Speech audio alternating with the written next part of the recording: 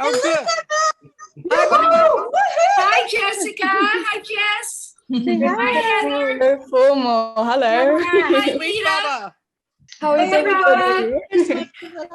Kathy Hi. Copeland. Nice hair. Wow. Look at this lovely group of people. I know. A lot of us have not seen each other for a long time. I don't. Hi, Nice to meet you. Lindsay. Is that Carolyn?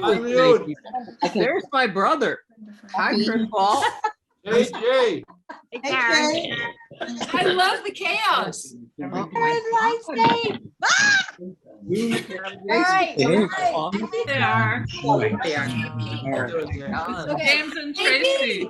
Okay. Lindsay, you ready? They're just trying to get Look everybody. at Richard Watts. Lou Rossi. Richard Watts is here. Where is he? All right, ladies and gentlemen, we need your attention. I saw his name.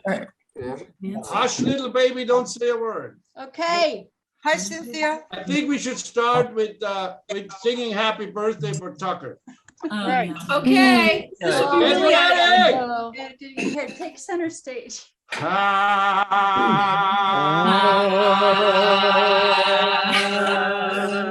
on, Cynthia. Happy birthday to you. Happy birthday Birthday to you. Happy birthday, dear Tucker. Happy birthday to you.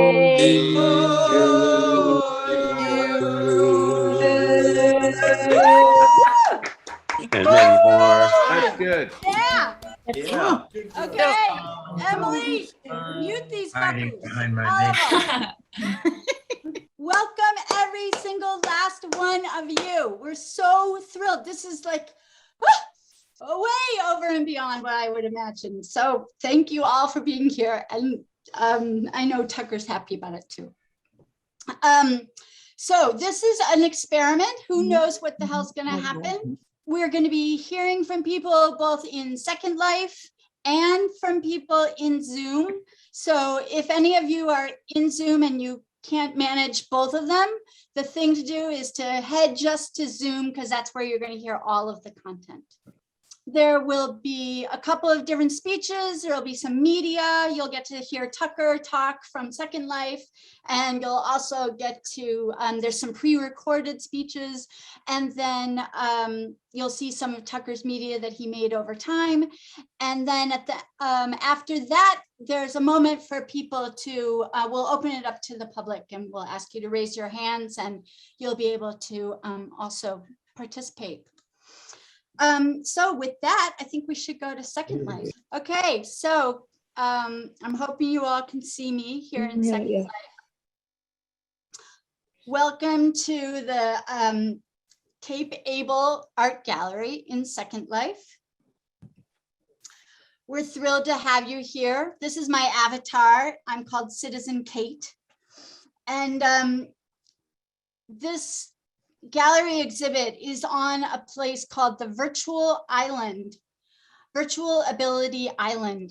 So when Tucker was first diagnosed with Lou Gehrig's disease, he said that he would lose all of his physical abilities, but he would, in the end, become a purely digital being. So when we found out about this gallery, we thought this was a great opportunity for him to, step into that life in the digital realm only. Of course, this is only one of Tucker's digital worlds. He inhabits many, many digital worlds. So about 8 months ago, we put on this exhibit here behind me in the gallery.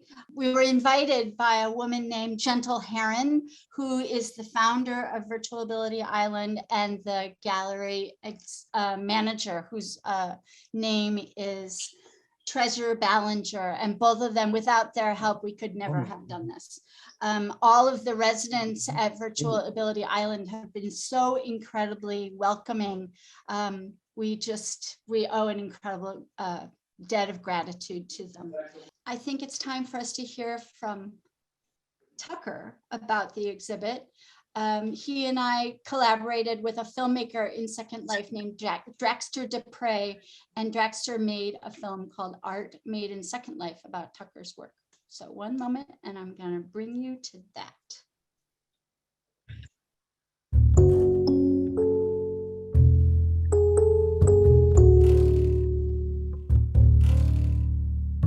Many years ago, my brother, Tucker Stilley, was diagnosed with Lou Gehrig's disease, ALS.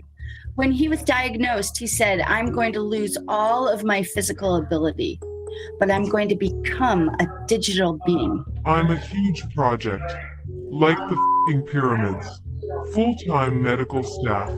He brought us all to Second Life, and he said, we're going to meet at this Eiffel Tower and we're going to jump off the Eiffel Tower. And all of our friends was like, what is this guy talking about?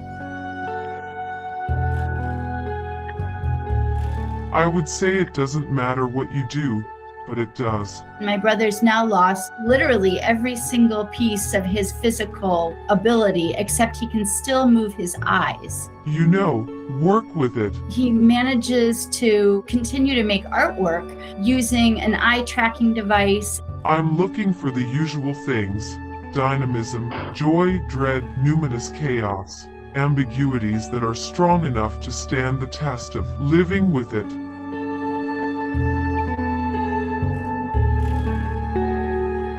The best ideas are hybrids of existing thought. You need to make decisions, sharpening the point. Looking for the shiny thing that caught your inner eye is a hunt. I've invited all of our friends. The adventurous people are actually getting themselves avatars. They love it, especially because we're there to support Tucker's artwork. You know, they get to see it. I have it easy. People look out for me. I think people with disabilities quickly realize that they have no wasted energy. I must work smarter to be worthy, or I won't even get a bar stool in Valhalla. That question of why me, that's a ridiculous luxury. When he was diagnosed with this deadly illness that he knew would take away every one of his physical muscles, he came up with something larger. I'd be doing something close to this no matter what. I always have. But in the immortal words of Raoul Duke, when the going gets weird, the weird turn pro.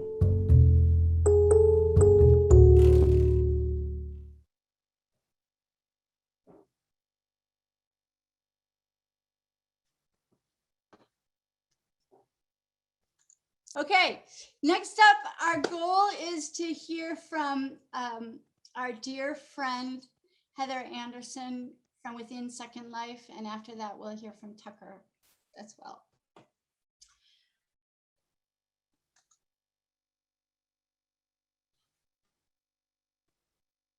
Hello.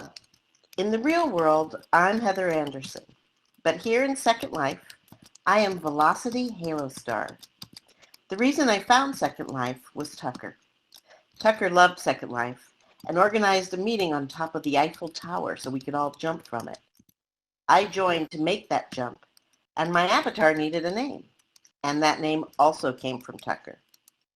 When Kurt and I were expecting, Tucker sent us potential names for our future baby on an almost daily basis. Wild and unlikely names, beautiful and portentous names, and our favorite was Velocity, which made it onto the final list of possibilities. But then Zola showed up, and she was clearly and unquestionably Zola, so Velocity went into my mental file, and when I needed a name here, it popped up. From the time I met Tucker in the early 90s, it was clear that he was an engine of creativity, always making things, always creating, and always giving others permission to do the same. I'm going to do this weird musical about Patty Hearst. Great, I'll come see that, he would say. I'm thinking I should just learn to play bass and be in a band. Yeah, you should absolutely do that. Meanwhile, he was cranking out ideas, endless creation.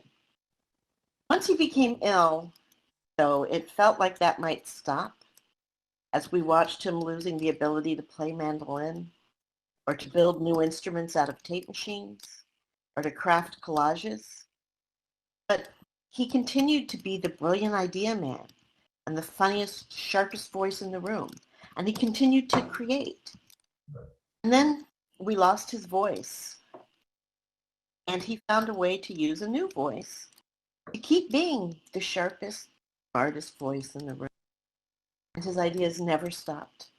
He continued to be a pure engine of creation and made art that surprised you and made you think about the world in a different way. Like the art behind me. The art on these imaginary walls is real art, and it's Tucker's, and it's so beautiful. He brought so much amazing art into the world. His own work and the work he inspired in others by giving us all permission to create. By helping you to slough off the wrong-headed notion that it needed to be perfect, or even the requirement that it needed to be good. He would tell you to just get those ideas out there, to keep making things and never stop. He never did.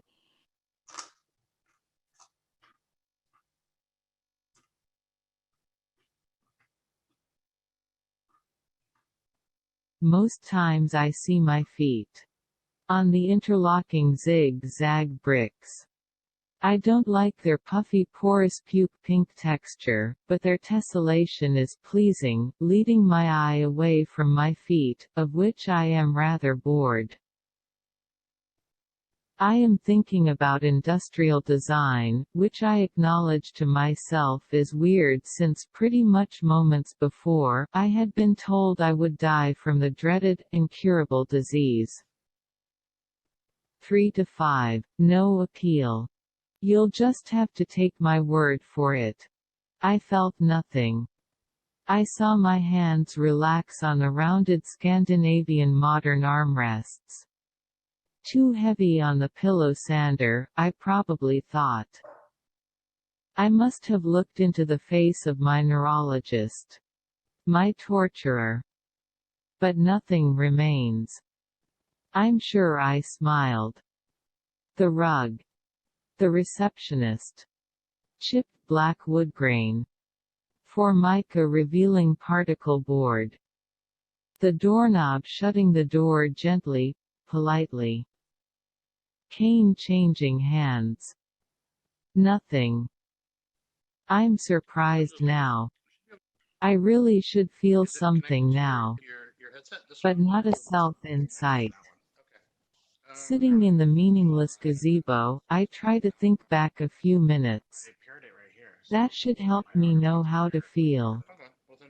But instead, I walk slowly to the truck and light a cigarette. You may have noticed how intimate science has become. It is demonic, yet heroic. A beginning of a story is an explosion where everyone is fragmented and never returns. Was I a badass? Holding death at bay with determination and will? Using every human trick and wisdom? Or a selfish child at bedtime? Dragging my whole family down? I'll tell you my original motives. When I started out, though strength and weakness have changed places so many times now, I meant to die. Because that was the option I was given. But I identified two major forces that prevented that. I was curious. Insatiably curious. About what I was made of. The division of body and mind, and so on. About what would happen next. How long could I think my way out of the little shrinking box that I was in? And finally, pride. How dare I curl up and die, when countless of my ancestors had walked off disease, saber duels, half-crushed skulls, whippings, chains, snowstorms, broken limbs, food poisoning, bad births, mutation, firestorms. How could I go to Valhalla without a battle? How could I face them? You know, I owed it to their DNA. And also, you. If I could show you how to die, or more importantly, how to live in the face of death, to show that you don't have to be afraid of anything, then I would not have to be disgusted to have lived. Then I could be proud. For some reason, that was important then.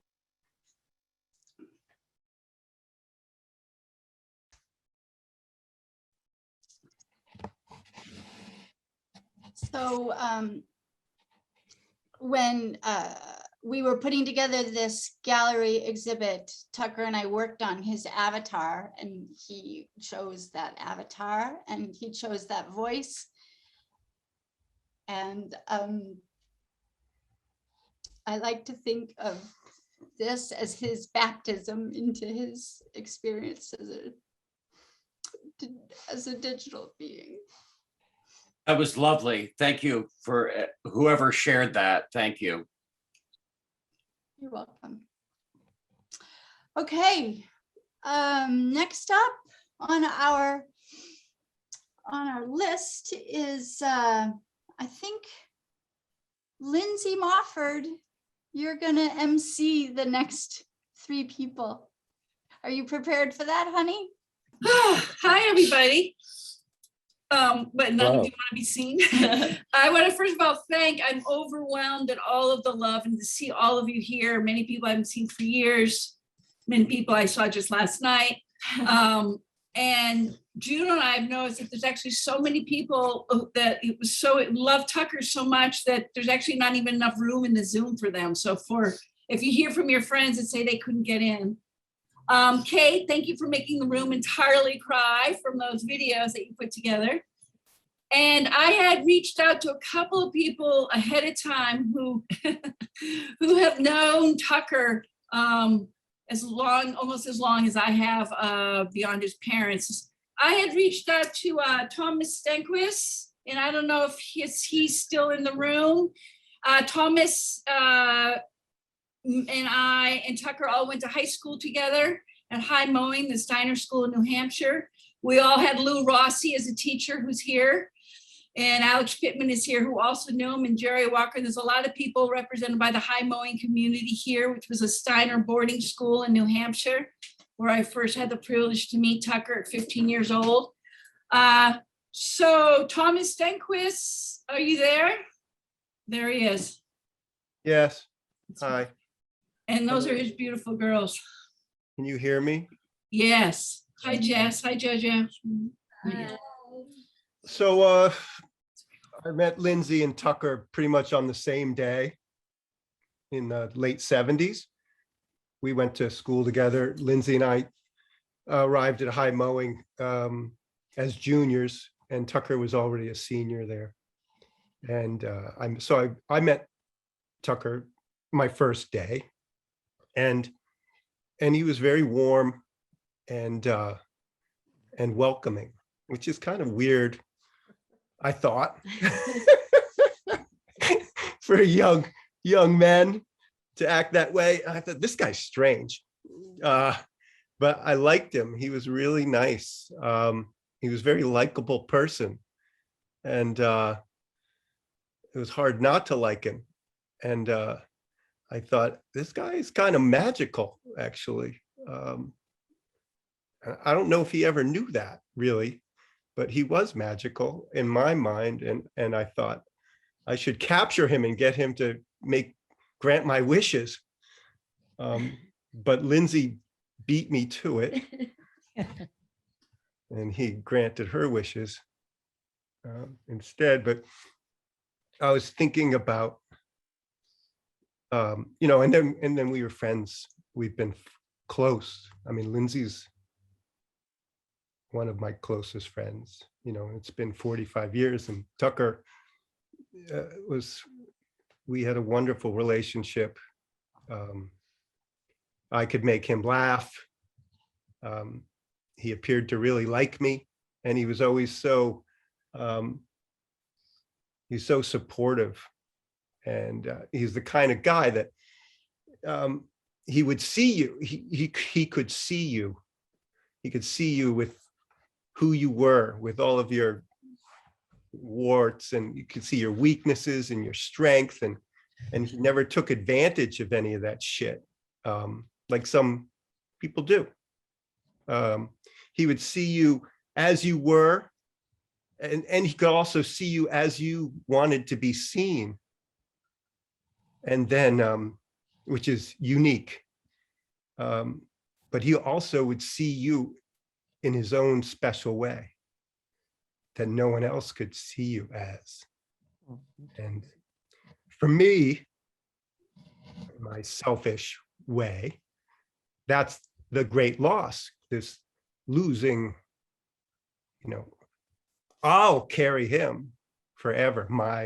The way I see him, my special way of seeing him, I'll carry that and I'll share it wherever I go, for as long as I'm around. But the way he saw me, it's hard to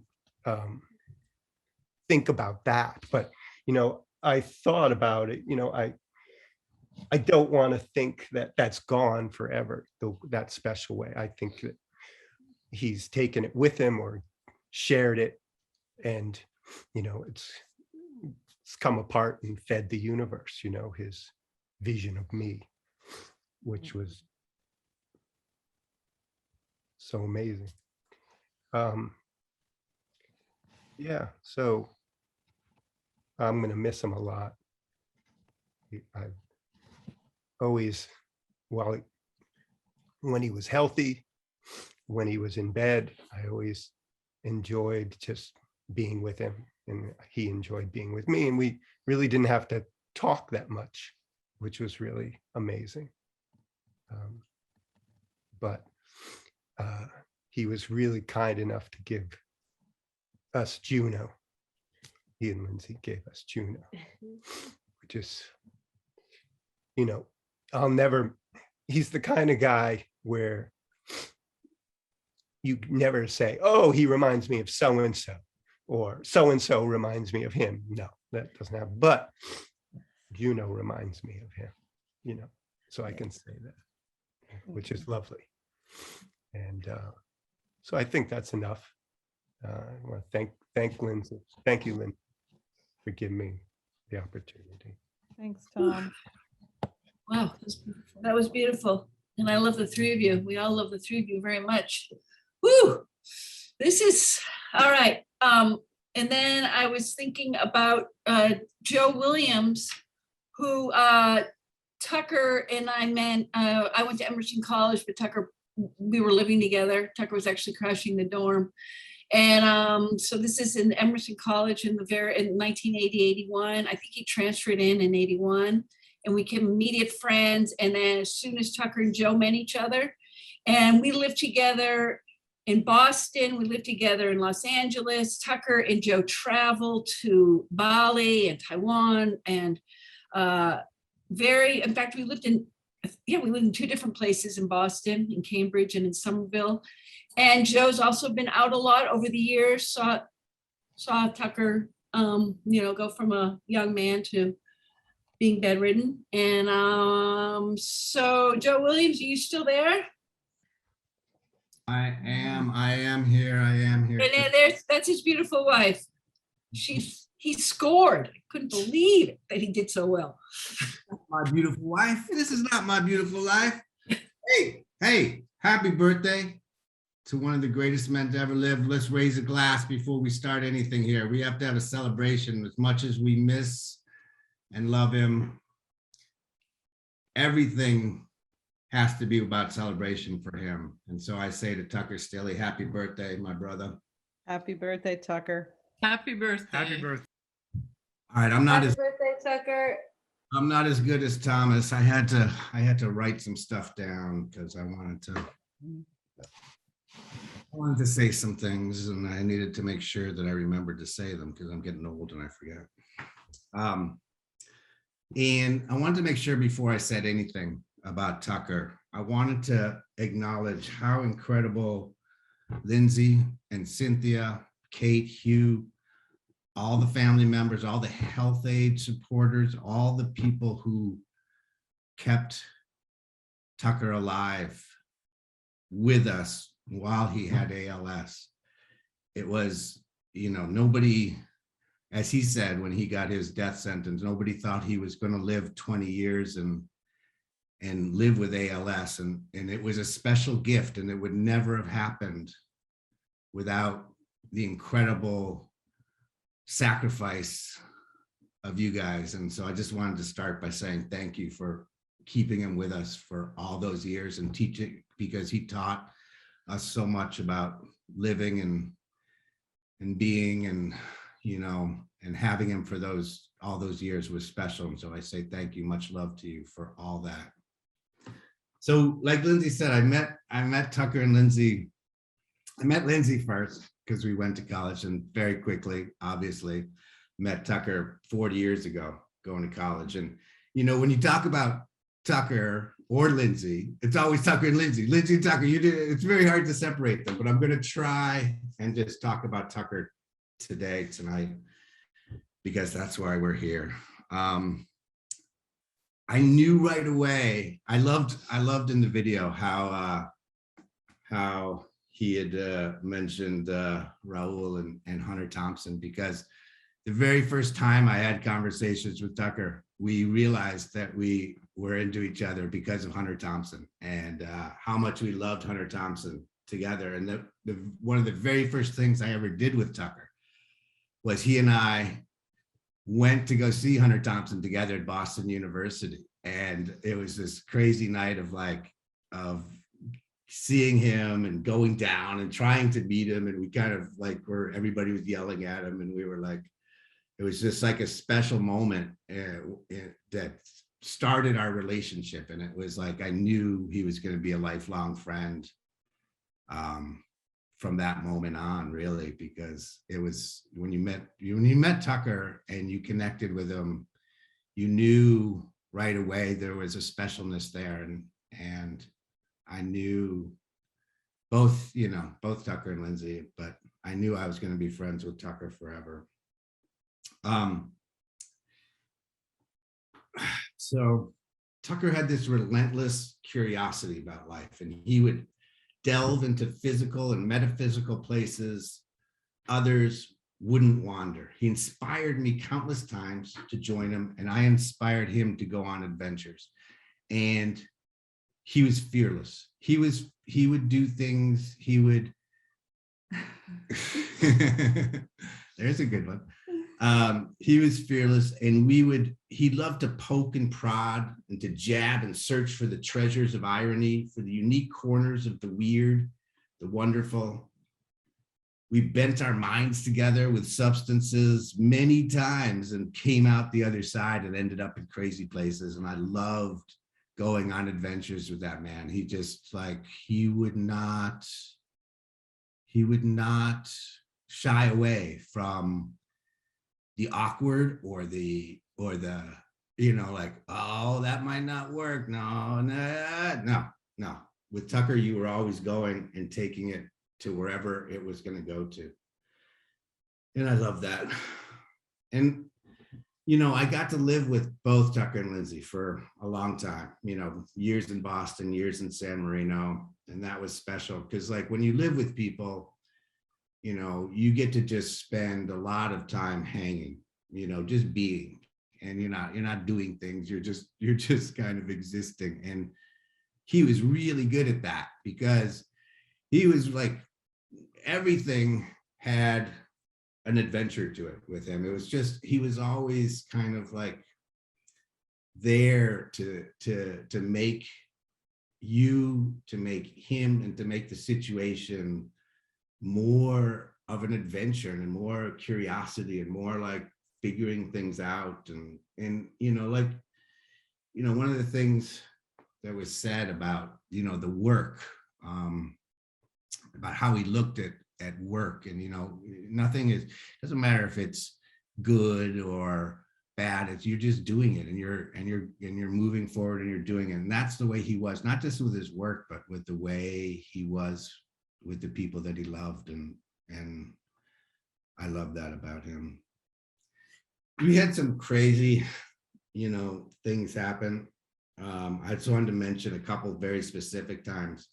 So he and Lindsey and a bunch of people who are on this phone call, on this Zoom call, got to spend some time up on Mount Desert Island, my favorite place in the entire world.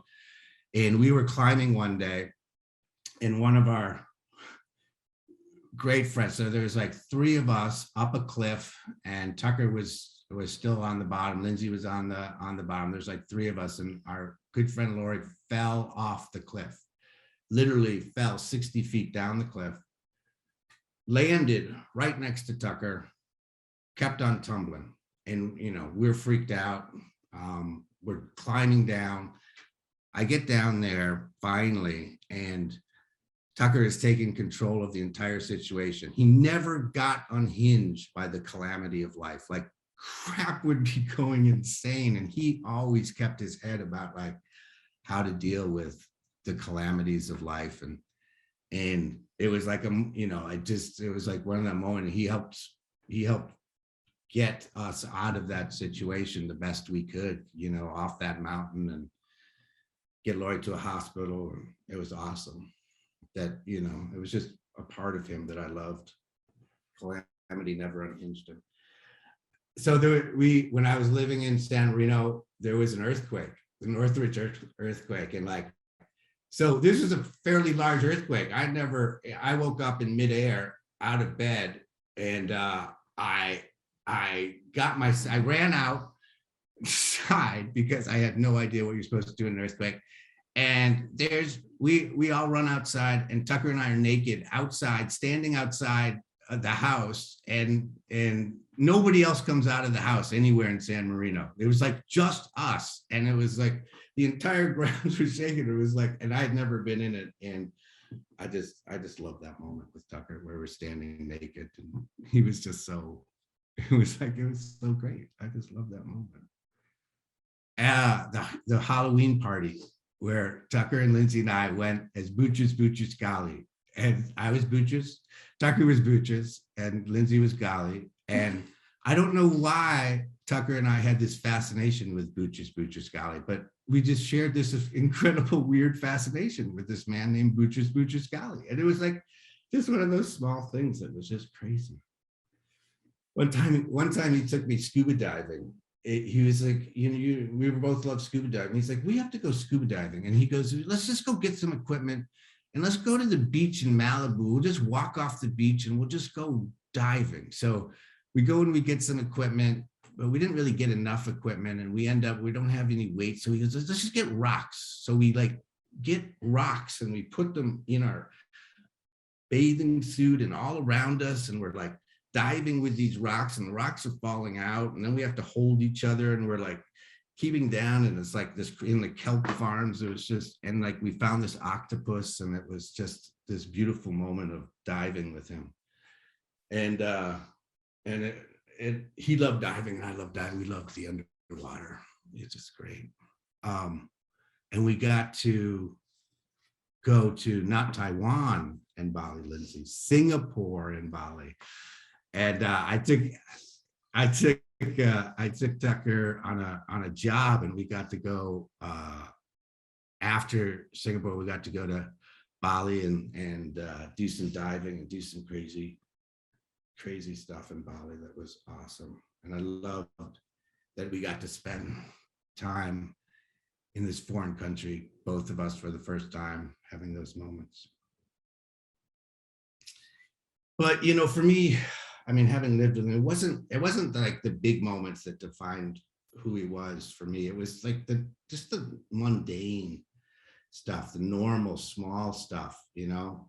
He was an instigator, and he was a provocateur. He loved, like, he was like the boring, like he couldn't deal with it. So anything that was happening, he had to, like, you know, he was a provocateur. He was I came up, you know, one time I said, dude, you're a mental weed whacker. I remember saying that to him, man. Like, he was a mental weed whacker. He would just, like, if you started talking crap, he would just start whacking at you, you know. And he found the fun and the truthiness and amongst, like, the craziness of life, man. So, you know, the last 20 years, obviously, you know, devastating in terms of ALS taking his body. but not his mind, not his soul. And I was so thankful for the time I got to lay down in the bed with him and hold conversations with him and just that fearlessness that he brought before the disease, that he brought to the disease. And like, he just taught me so much about being and what you had to do to be brave in this life. And I was thankful that he got to meet my children and they got to like hang with him and get to know him a little, you know. I mean, some people like Tucker, some people make you push the boundaries of your comfort zones and give you a sense of confidence, an ability to try things and just see what the fuck happens. And Tucker loved to see what the fuck happens. Like, let's go try it. Let's see what the fuck happens. And Tucker was that guy for me. He was the guy when we would do shit, what the fuck is gonna happen? And I loved him for it.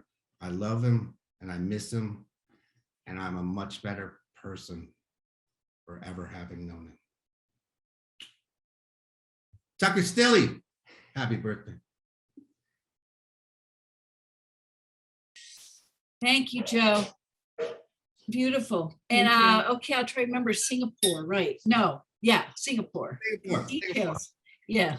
And yeah, Ellie Fitzgerald's here and Sue Nathan's here, and they were also on that adventurous climbing up the mountain walk, and so on and so forth. And then I reached out to Frank Trincali.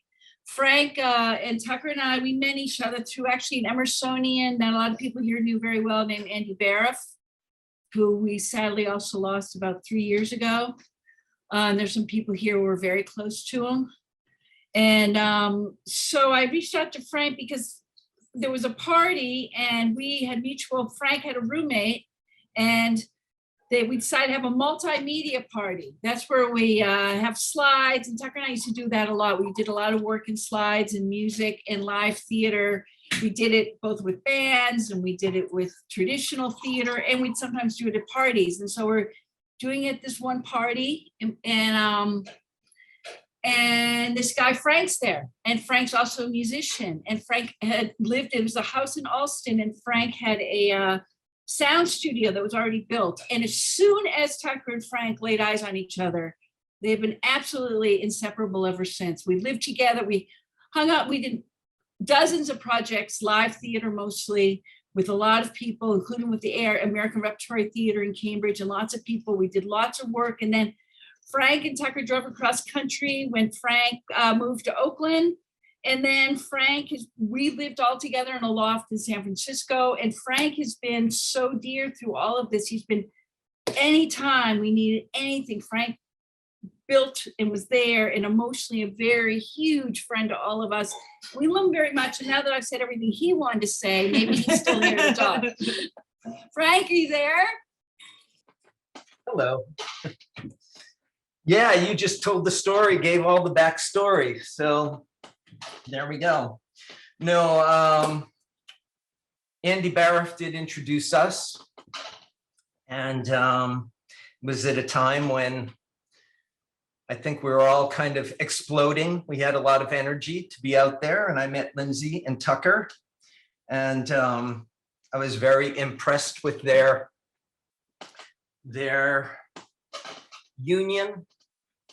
But I also developed a relationship with them very independently. Lindsey would always be enticing me to come out and go out on the town, raise some hell here and there. That's right. And Tucker was actually the homebody. You know, we both kind of had these, you know, had a sound womb, if you will.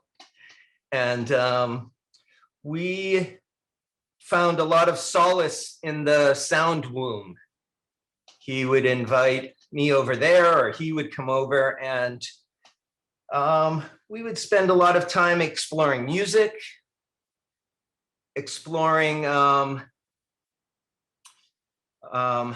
improvisation, and And even if it wasn't music, we spent a lot of time thinking and hanging out with a skink and drawing. He loved to draw. We would have like silly ideas, and before you know it, we're drawing and making cartoons. And at any rate, he was very inspiring for me. He seemed to understand me. He understood my humor and was very upset, was very accepting and embracing. And like Tom said, he was just a good, honest, he really, I felt seen and was able to see him. You know, we really shared a lot in that way. So we also, all of us, did lots of adventures. We totally enjoyed having projects. And it seemed that he was always inventing projects that would utilize the skills and talents of so many different people. And it was really fantastic in that way to be around him and be involved in a community that I feel like I wouldn't have been able to be involved with if it wasn't for him and if it wasn't for Lindsey. But it was through those projects and the act of creation and being pursuing that, you know, in either in a moment-to-moment situation, whether it be through humor or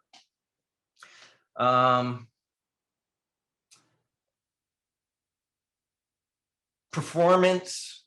I mean, everything seemed very spontaneous and real. So we had lots of adventures, and I was, you know, we went through a lot of different phases together too. You know, we definitely were in love for a long time, and it continued forever. He came out to the East Coast. We traveled together in the van, worked with the studio, Bob and Lisa, and had pursued the 57th and Nowhere, the Loft. And then mostly through that all, though, was the ability to be real and stay close to creation. You know, even still, even when Tucker was bedridden, we still managed to do some fantastic projects together, which is really great. He made me feel useful, you know. And it's funny, you know, like when somebody passes, you start thinking, you know, I start thinking, oh, is it about Tucker, or is it, you know, kind of, it's hard to think about Tucker and out of relation with myself, you know. And I think about Tucker and it's like, oh, how did I feel in his presence? And, you know, what did he bring out of me? And, you know, what did we do together? And in that way, I am super grateful and forever thankful for the person that he called me to be then. And then even on a daily basis now, I find myself in situations and I'm like, oh my God, if Tucker was here, or man, you know, like, I mean, I found him to be super, what are you laughing? Super, he was also a super compassionate being. And sometimes I remember being in situations and being really humbled in that, almost shamed that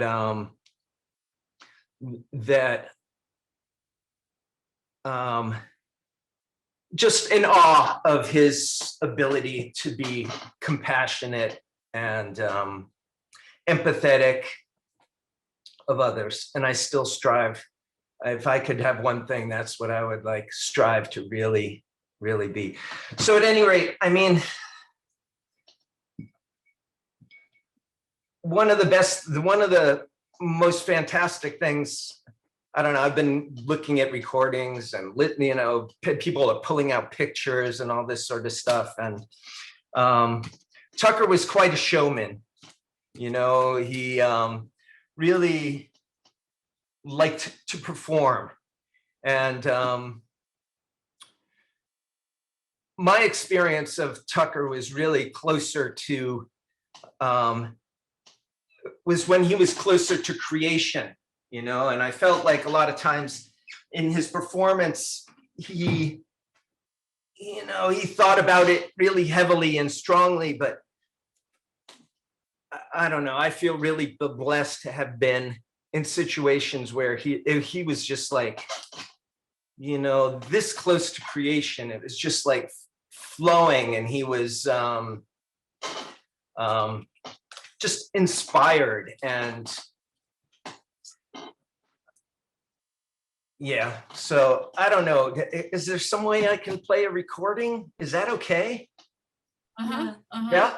All right, let me just, it's just a very short recording, but I mean, you know, for the last 17 years, I've totally missed his voice, you know, and Tucker had his voice was super unique. And let me just try this here. Okay, let's see. It's called, this is just a fragment melody.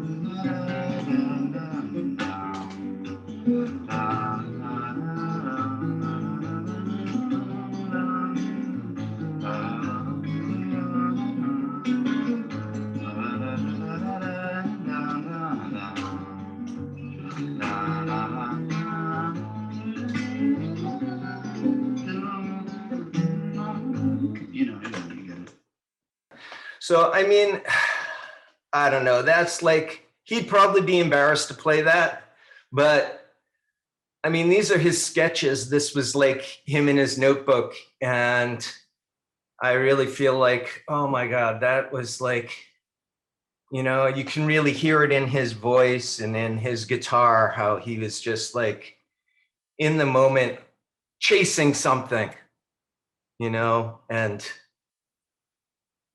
there you go. I guess I don't really need to say anything else. I could play one more, but. Yeah, one more. One more? One more. That was beautiful. Thank you. Yeah, please. All right, here's one more. And actually, these aren't his words, but more melody. I really love this song. And it's kind of poignant because it's, you know, it's kind of, at any rate.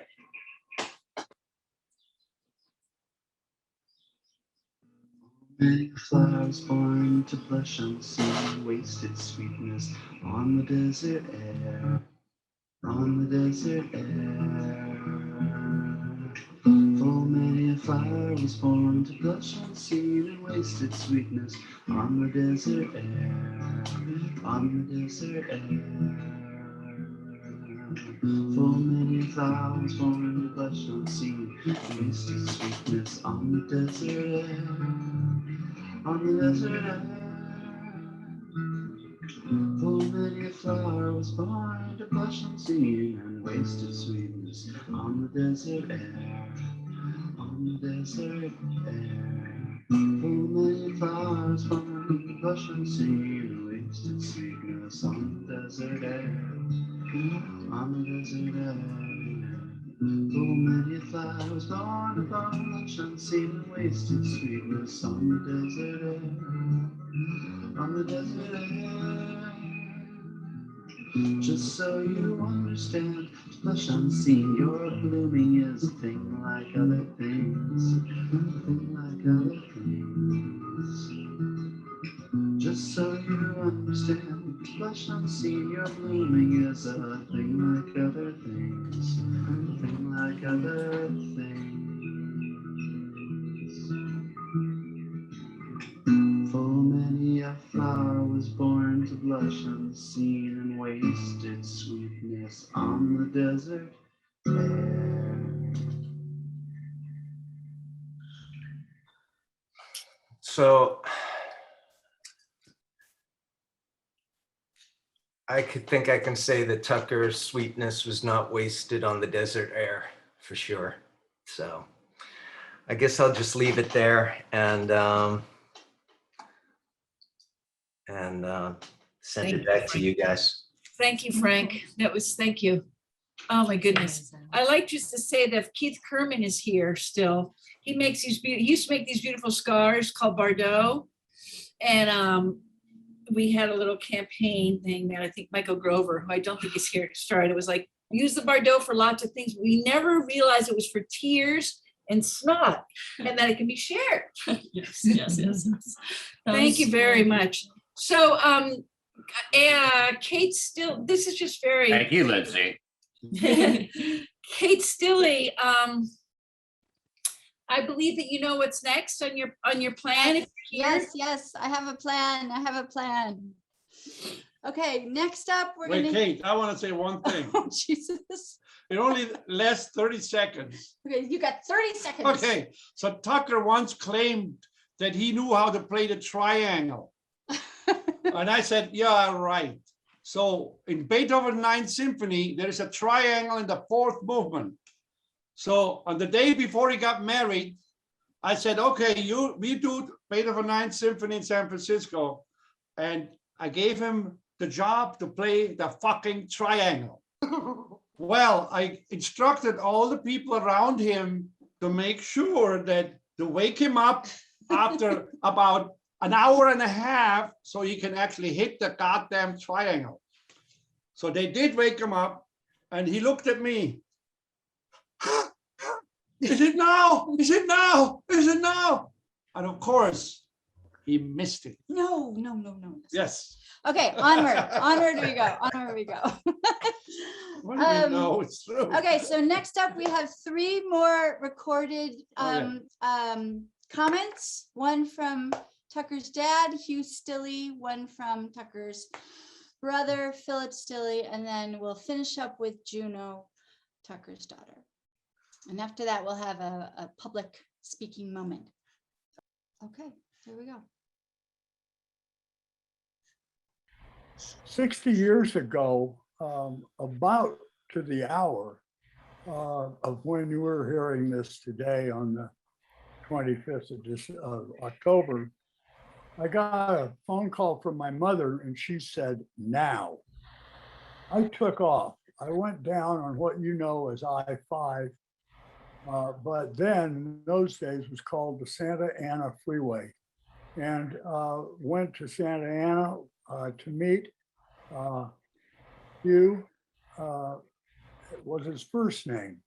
And he was a little baby boy. And shortly later, maybe a year later or so, became Tucker. Basically named after baby Taku in James Joyce. But the name stuck, and you know him as Tucker. He outgrew Orange County pretty damn quickly. We left before he was 1. But he never really stopped traveling. He went 3.5 times around the globe, as he told me a couple of weeks before he left us. Mostly about 150 miles an hour on a Piper Cub-like plane on Google Earth, examining every bit of turf as nobody but Tucker could do, with a detailed eye, and very proud of having gone around the earth so many times, as he was in bed. Cindy and I are tremendously proud to have had a part in raising the one we're championing today. and that he brought us all so many delights and an example of courage and creativity. That, however, cannot be done for long without encouragement of valued mentors and helpers and family, which is a part everyone here has taken up with fabulous loyal energy, for which we are all thankful and even stand in awe of. Someone might ask what the weirdest support we got, and it came in many, many forms, psychological, monetary, you name it, we found it. But one that stood out as being just the kind of strangeness that Tucker would enjoy was from Randy Dufour, who gave all of his tips from his first year as a postman in Louisville. In any event, everyone pitched in and gave with everything they could. Now, as for Tucker, he then was thankful, and in fact, saying thank you was one of the last things he wrote on his computer. In Jesus' words, it is finished. In Tucker's words, the dolphin is in the jacuzzi. But for us, it is anything but finished. And our way ahead is to draw on his talents and courages that Tucker manifested for and with us, as well as the ones we've manifested for and with him, and without a doubt for each other in this journey forward.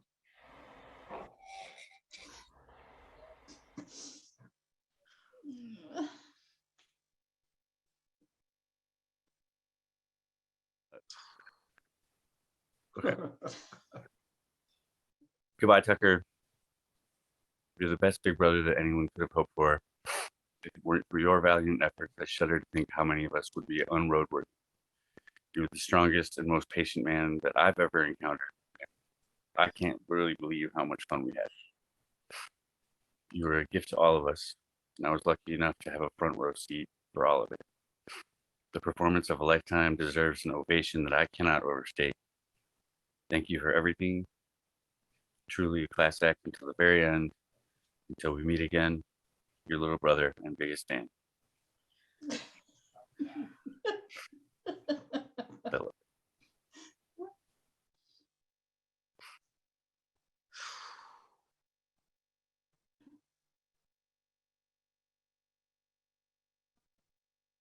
My father was a rock star. You all know this already. He also was a pixel pirate, cyborg revolutionary, intergalactic artist. He was everything.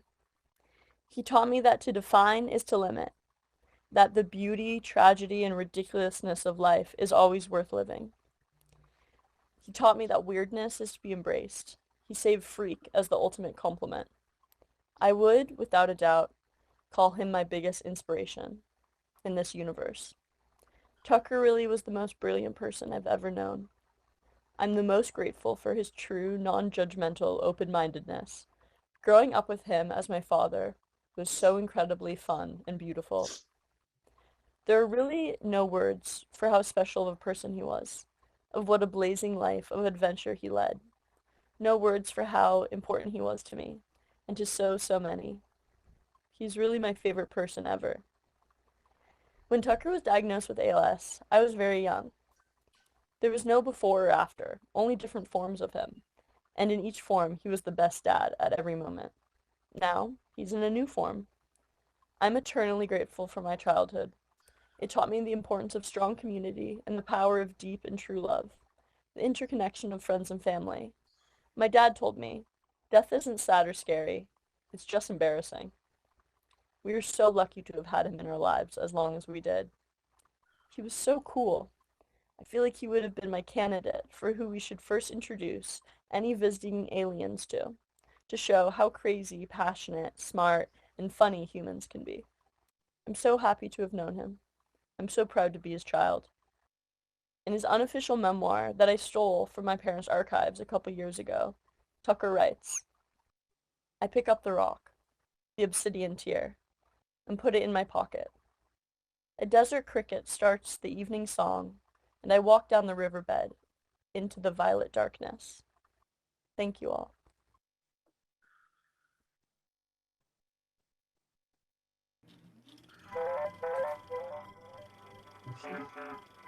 Third Heaven Transomniverse presents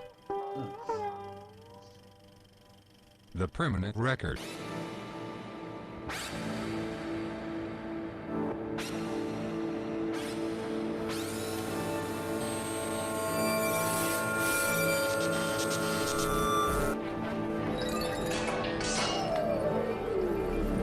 When it comes to dematerialization, you need dependable equipment. Equipment that will work for you the year round in good weather and in bad weather. When the universe as we know it disappeared and particle fields are frozen. Third Heaven Has a dependable to streamline your time travel system.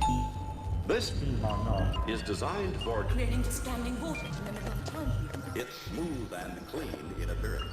Built to give you many years of dependable weather.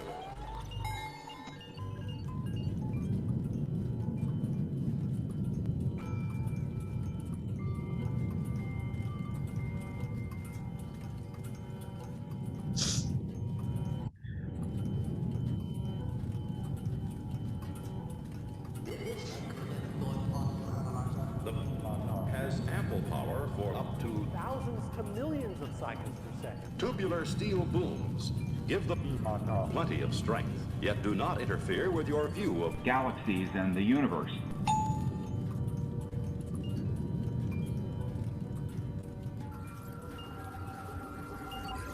These 7 long, tapered, spring steel Multi-loop stabilizer. Subdivided at one end with an acute angle halfway along. penetrate easily. You get a Smooth materialization every time. Powered by Third Heaven live power system, the raises smoothly and quickly to a full height of 100,000 billion kilometers. and there's no need to shift or clutch your You simply pull back on this fingertip lever located on the left side of the control panel. Pull back on this easy-to-reach time machine lever. If more convenient, it can be attached to the other side of the control panel. With it, you can adjust suck, dump, loads quickly or slowly, and return truth. It dematerializes in one location, passes through a space-time vortex, and then rematerializes again in a new location. You do all these things with this convenient lever located alongside the lift lever on the new truth control panel. The new Third Heaven Transomniverse. The Permanent Record. With power steering, power brakes, and easy on-the-go shifting between forward and reverse, make Time-space manipulation. faster and smoother than ever before.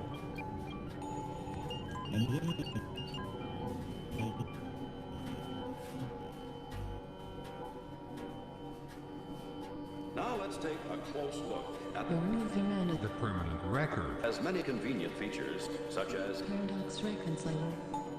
with this conveniently located control, the new Paradox Reconciler. or this big capacity and this handy crane attachment will multiply the number of ways you can use your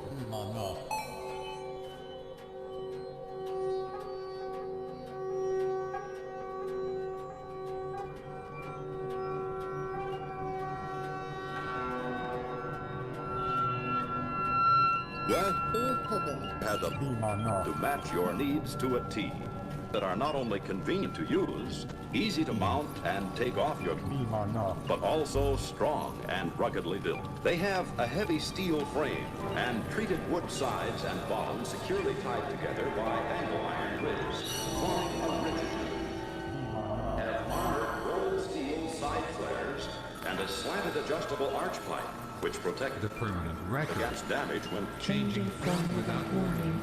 Slanted arch pipe also ensures better feeding to upper gallery and keeps The Permanent Record. in proper alignment. That's your summary. Thanks for listening. Will the operator please turn the record? A product of Third Heaven Transomniverse, courtesy of Shiva Self-Transforming Machine Elves. Void where prohibited.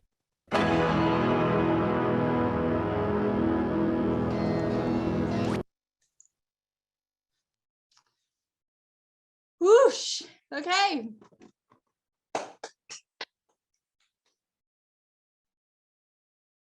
So I think this is a good opportunity now for us to take a moment, and Lindsay, I think you're gonna be the master of ceremonies and choose people to speak. If you want to actually be a person who speaks, I think there's some way to raise your hand. I don't know how to do it, With your but left hand. you're welcome to do that. Where am I, Judith? We're here. Lindsay. Hi, everybody. You're in. Wow, that was all. Thank you, Kate, for organizing all that. That was quite a lot of emotion. And I'm still just looking at all of you and carrying so much history. I mean, for instance, I'm looking at Mel Capps, who knew Tucker before I met him. Met Tucker at High Mowing, and Danny Milak, who went to Mass Art with Tucker, and they did some great work together. And everybody here, Margot, just people who have loved Tucker and known Tucker for so long. And all of you who have been have so much support.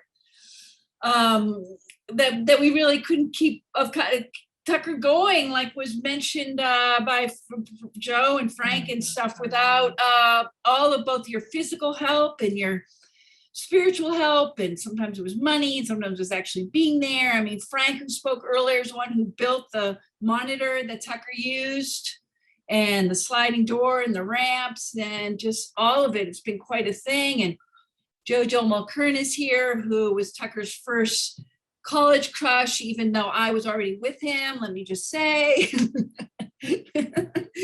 What?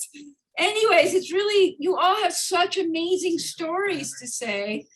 And so I just figure the way, if anyone has anything else they want to add, I mean, Michael V and Harris are here, who took such good care of Tucker for years. And Harris's mom is Ellen Gould Silcott, is one of the few who I've known since I was 14.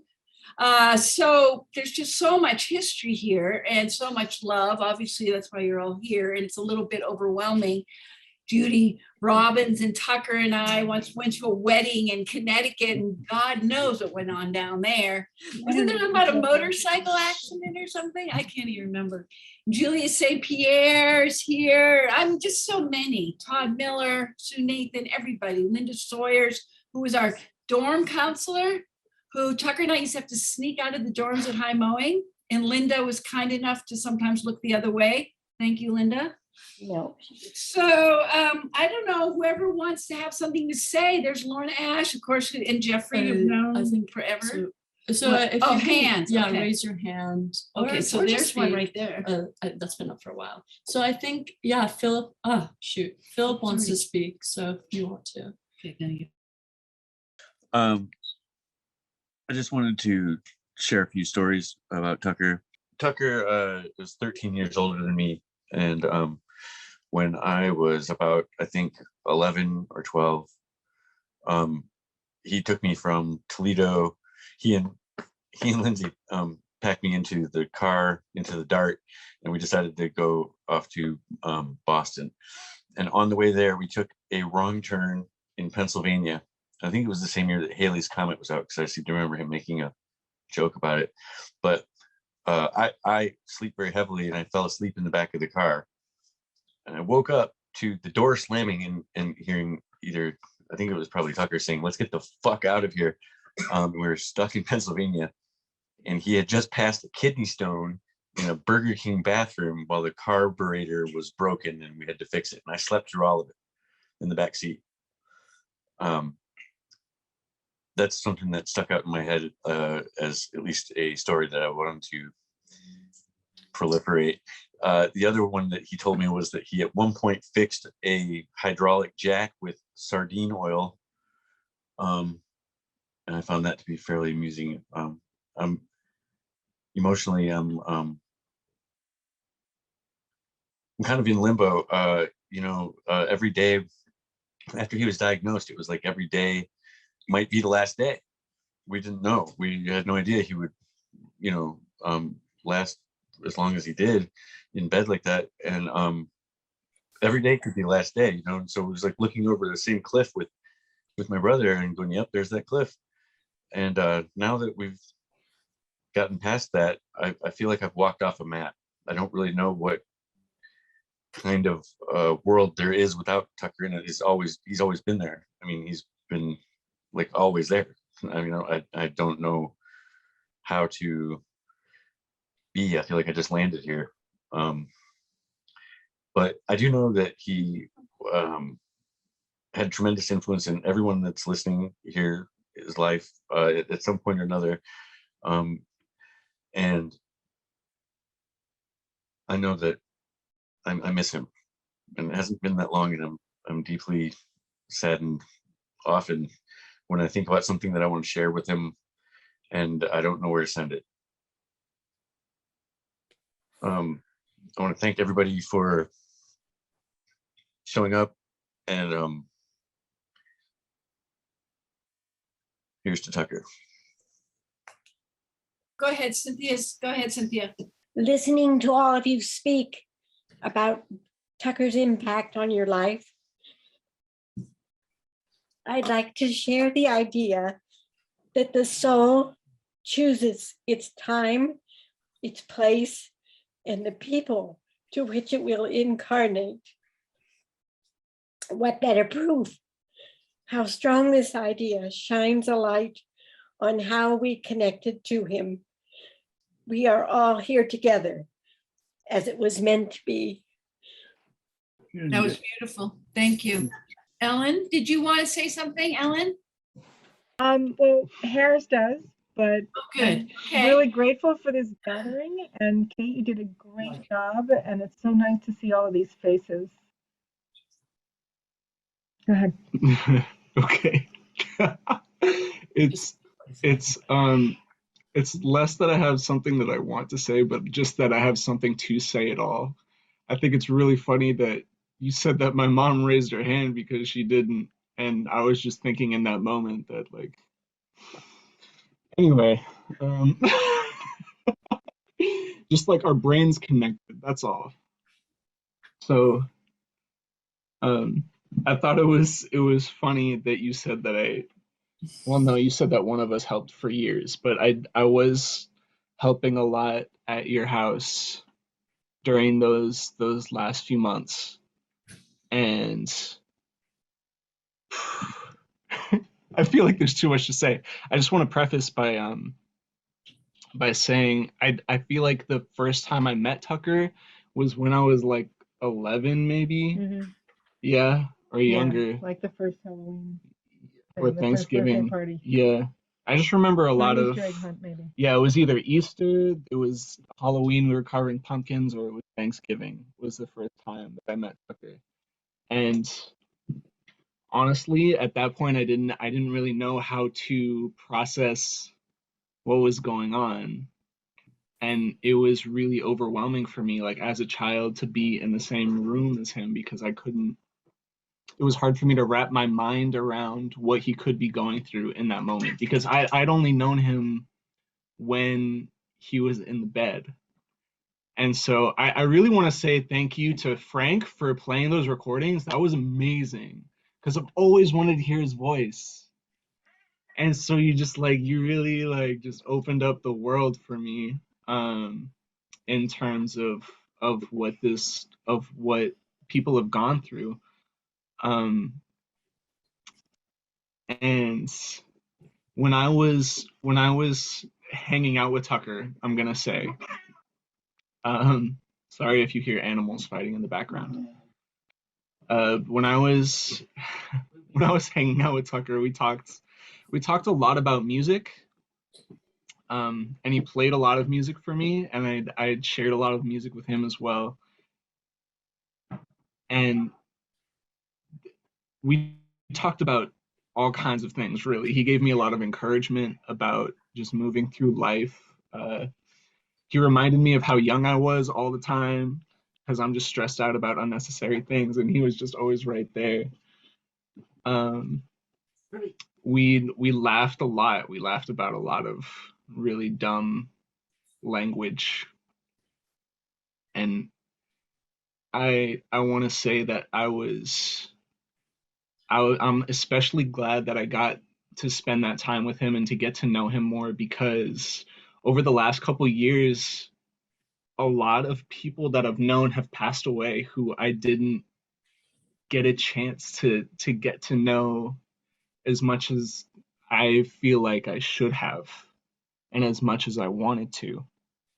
And I'm really glad that I got to know this side of Tucker, like as someone who could barely comprehend his situation before, as like I've gone through the experiences that I've gone through.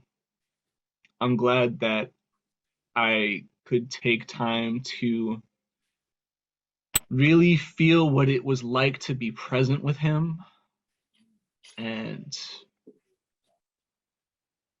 to know that as much as I was helping him through something partially, he was helping me through something as well. And thank you. I want to say that everything that this moment is right now, this experience that we're all having, this was given to us by Tucker. And that's so amazing. Like, I've never seen a Zoom room full of this many people. Like, only Tucker could give me this right now. You know? And not only that, so many cool people. So many amazing people are in this room. It's really great. Thank you, Harris. And now someone who I have not talked to since the early 80s. And here she is, Kirsten. Hi, how are you?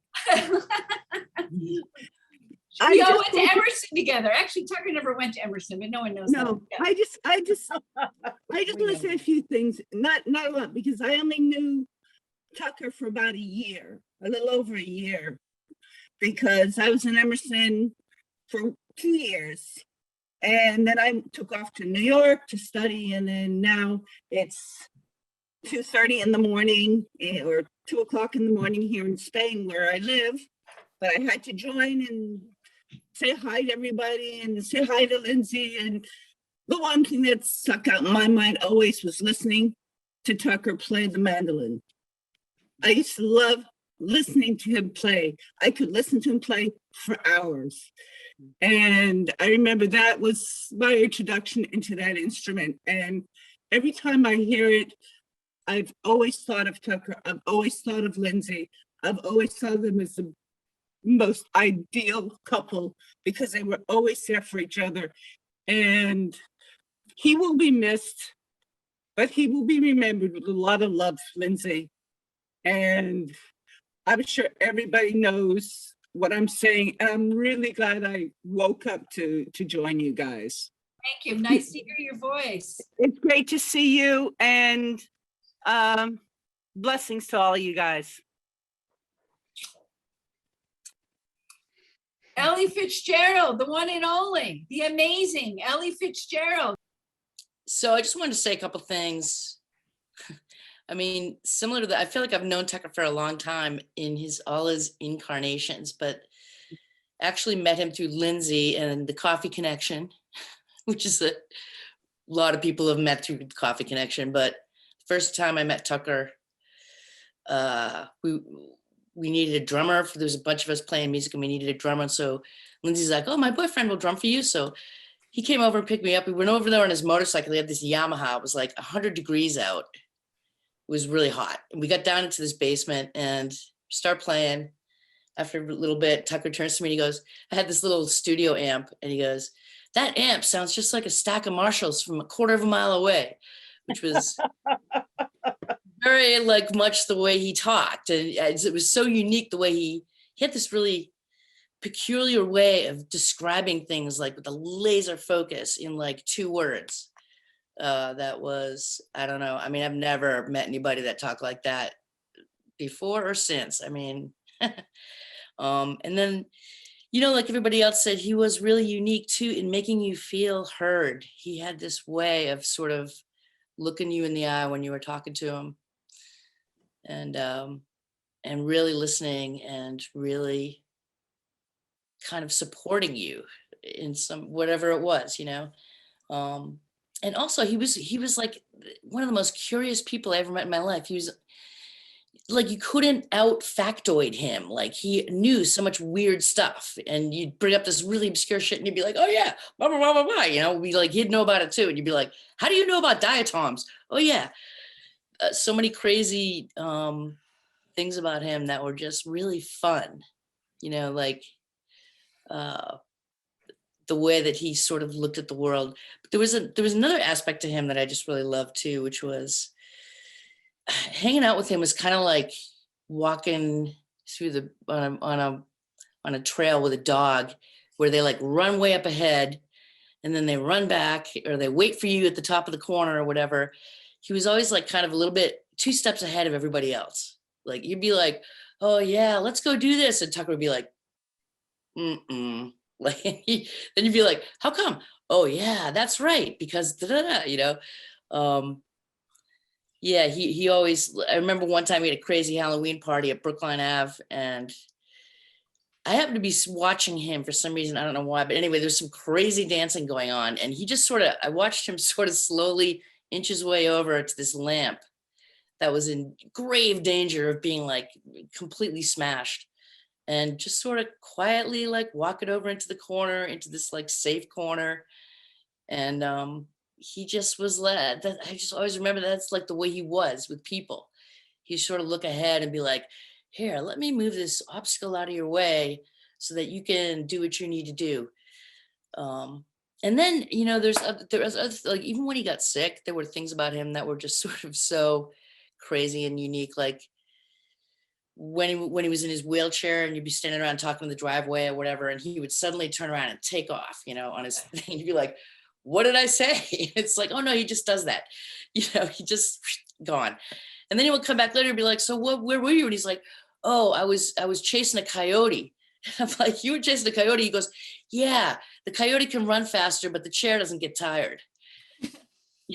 And, you know, stuff like that, where he was just, you know, I don't need to tell you guys, you all know, but yeah, I mean, in some ways I'm going to miss him terribly. In other ways, I'm never going to miss him, because one of the things he was great at was sending postcards. He made the coolest, greatest postcards and letters from him and stuff. When you guys moved to LA, keeping in touch with you. And yeah, I'll always have that stuff, and we'll always have him. But every time I see something weird and strange, like, I don't know, just weird stuff, I always think, oh God, Tucker would love that, you know? So anyway, I just feel like you said, you know, he's in the third omniverse now, and that's awesome. And he planned it too.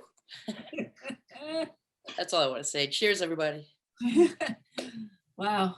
Ellie Fitzgerald, our dear friend Nita, who went to Mass Art with Tucker Stilley, who's known Tucker for a long, long time. Hi, all you beautiful people. I'll be quick. I just want to say, I'm still teaching in the SIM program where Tucker was a student and who graduated. And I think he graduated, I'm not sure, but anyway, he was there.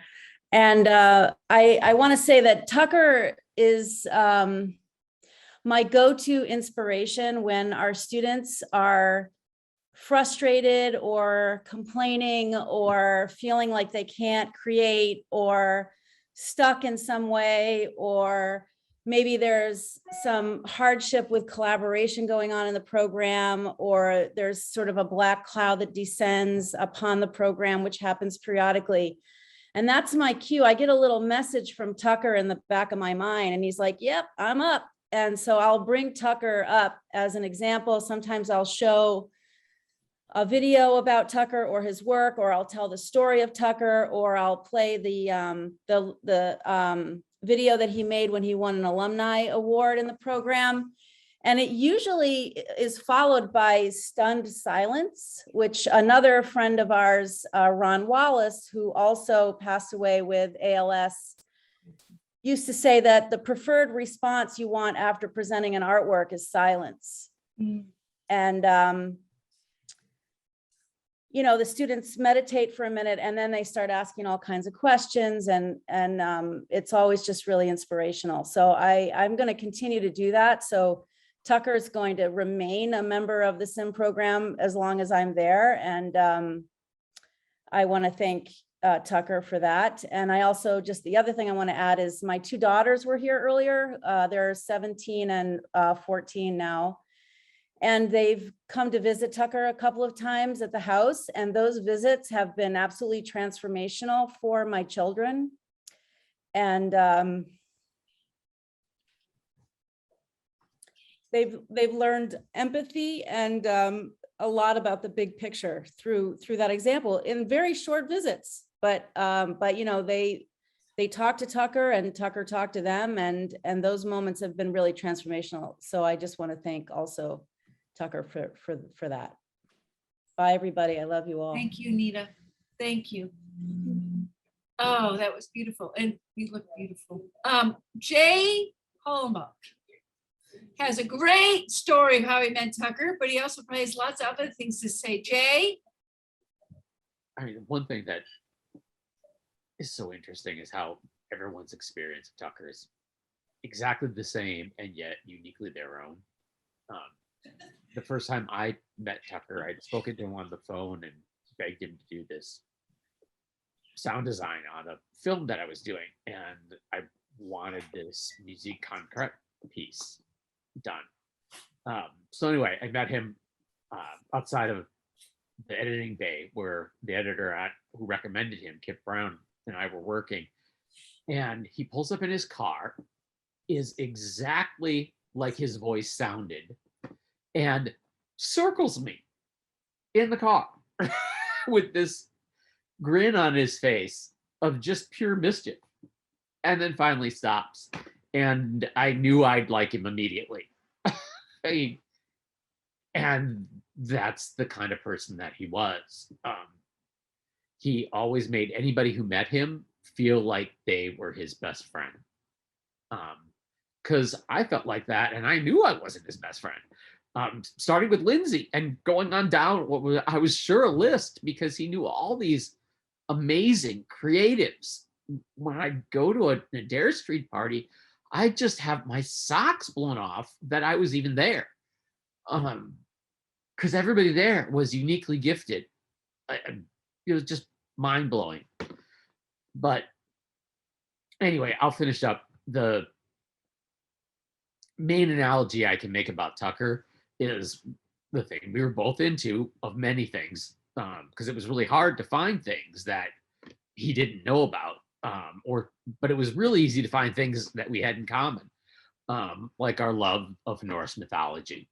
And Tucker liked to pretend he was Loki, the god of mischief, and he'd go around with that little Tucker smirk and the glint in his eye. And as many people have said, he's a provocateur and he would love to make mischief. But the truth was that he wasn't Loki. He was Balder, the god of love and joy and light.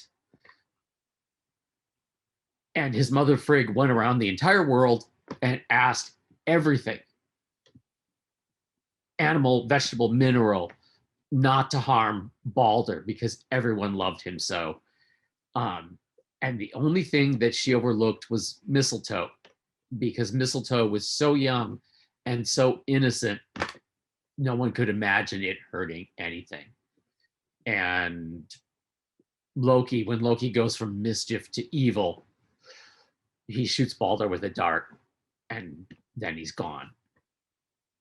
But it also starts Ragnarok, which I think Tucker would find is extremely funny, as the apocalypse would be on us. But I don't think that's going to happen, mostly because he left us Juno, who somehow won the genetic lottery. She got the best of her mother and her father rolled up into one. I think of her as my goddaughter, even though we're both atheists. And just, I've loved her since the day she was born. That's all I got. I'm out. Keith Kerman, are you still in the mood? Yeah. Yeah, something that Jay mentioned that I think goes is that, you know, I met Tucker in Space 46 in 1981. He was the first person who walked up to me and just embraced me out of whole cloth.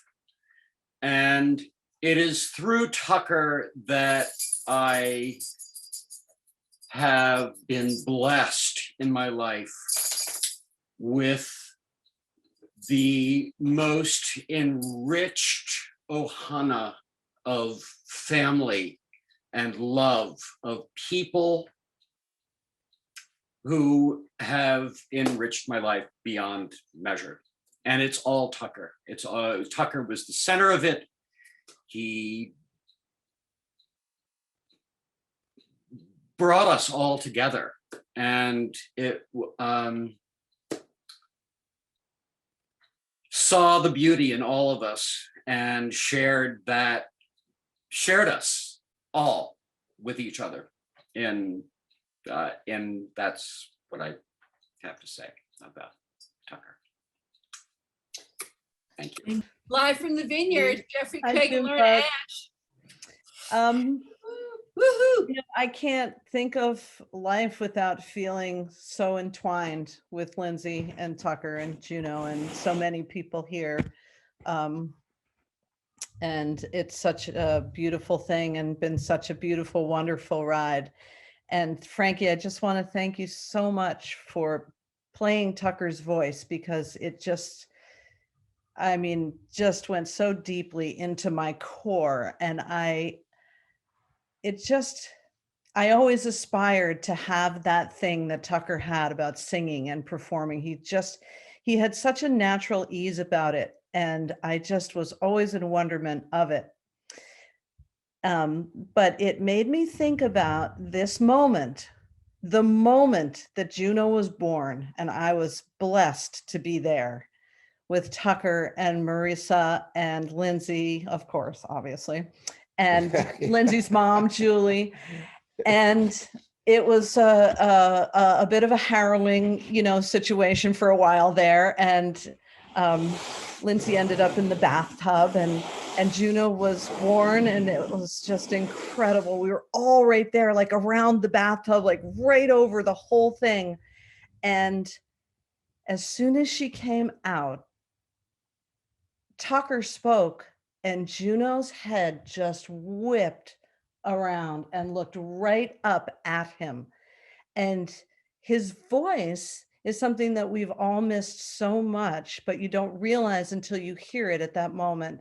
But Juno had been hearing it for all 9 months, because Tucker was all over that baby, all over that belly, talking and singing and communicating with his daughter in there. It was just one of the most amazing moments in my life. I will just relive it in eternity. And just so thankful to have been there and to have been part of that. And Junebug, you are just so special to all of us. And Lindsey, I love you so much. And all of you so much. Jeffrey, do you want to say anything? I don't know what to say. Oh, that's okay. I will say that we are having a crazy electrical storm here right now. Yeah, Raining here I was too. thinking about that. It was just going absolutely crazy.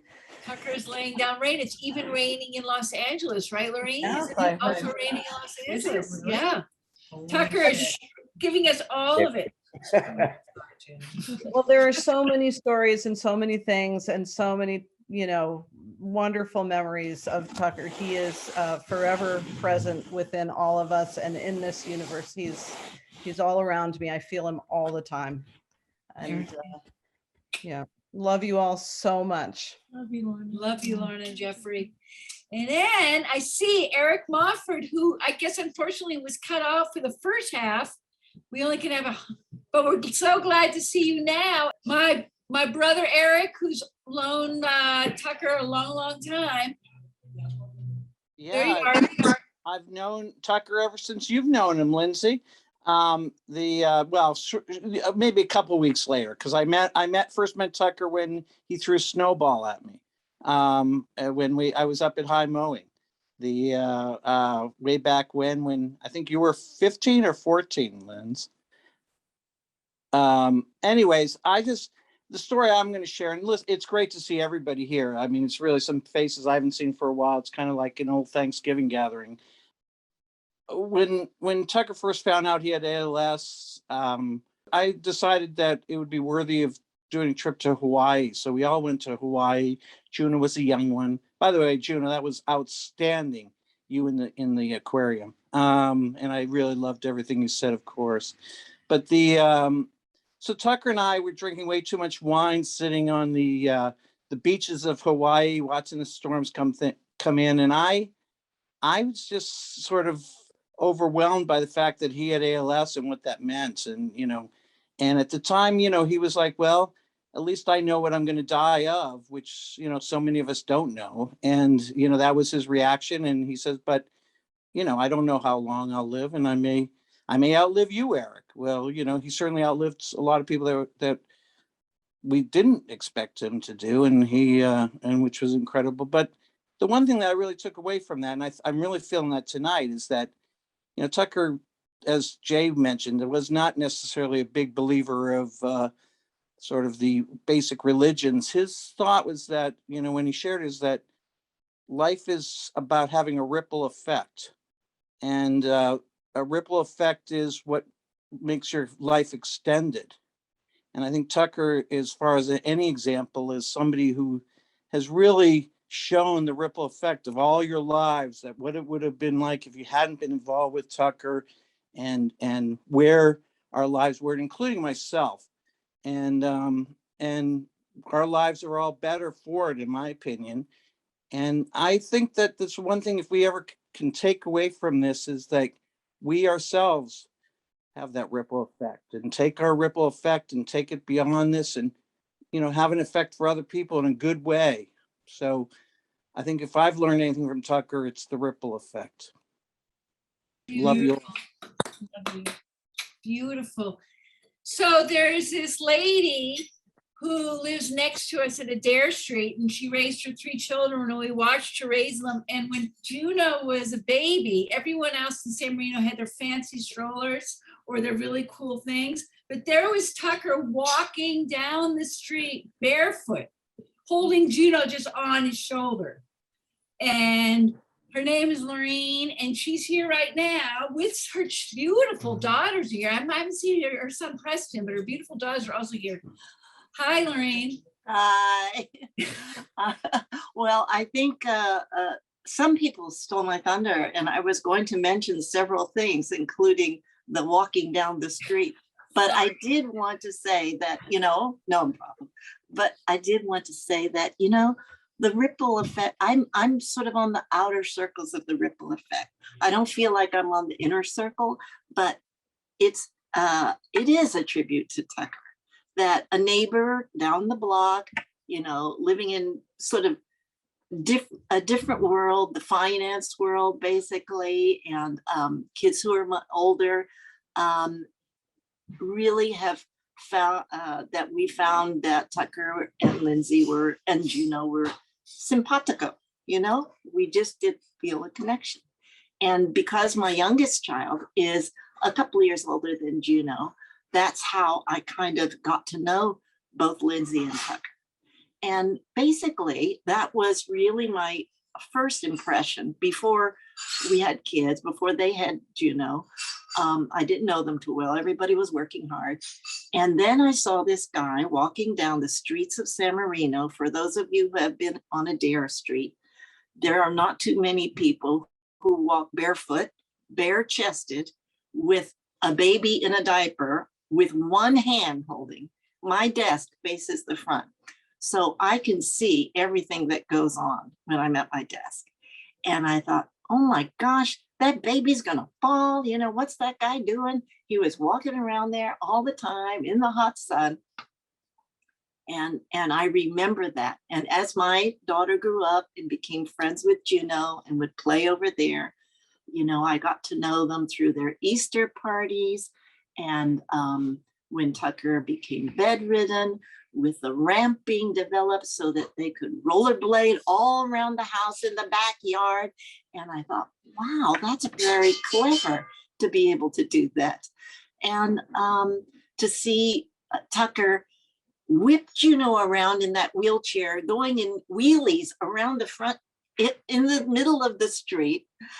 And I thought, wow, Juno's having a good time, and the Barbie on the back of the wheelchair is having a good time.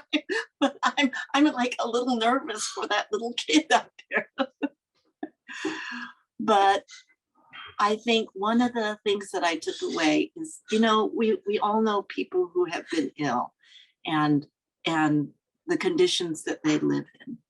And I have to say, your support group has emanated such love and warmth that, you know, I have like an intuitive sense when I go in a house, and I can feel if someone's sick. But when I went into your house, even, you know, during the times when Tucker couldn't come out, when he was deteriorating, the house had a warmth. Your house had a warmth and a feeling of love, and people going in there and playing guitar with him, and all kinds of, you know, people coming to laugh and help and print out pictures and, you know, support you. That is a huge support group that not very many people have. So I also joined the,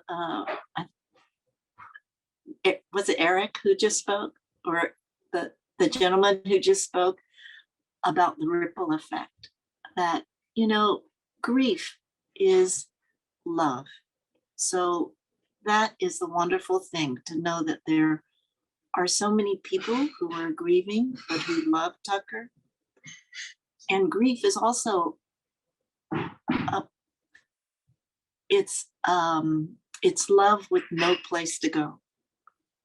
And so with the same idea of the ripple effect, if you can send that grief that you have and the love that you have for Tucker into a ripple effect out into your communities and your circles, it really continues on for infinity.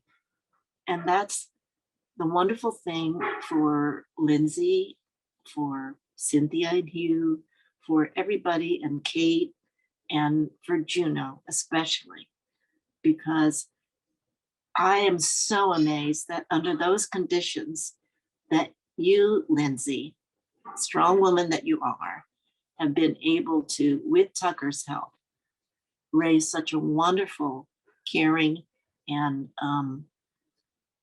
talented daughter who has grown up not with any sort of skeletons or ball and chain to drag her down, but with an uplifting of the community. And I'm so impressed, Juno, with not only your presentation, but also the young woman that you've become. So thank you all for giving us your Tucker, your love, and your friendship.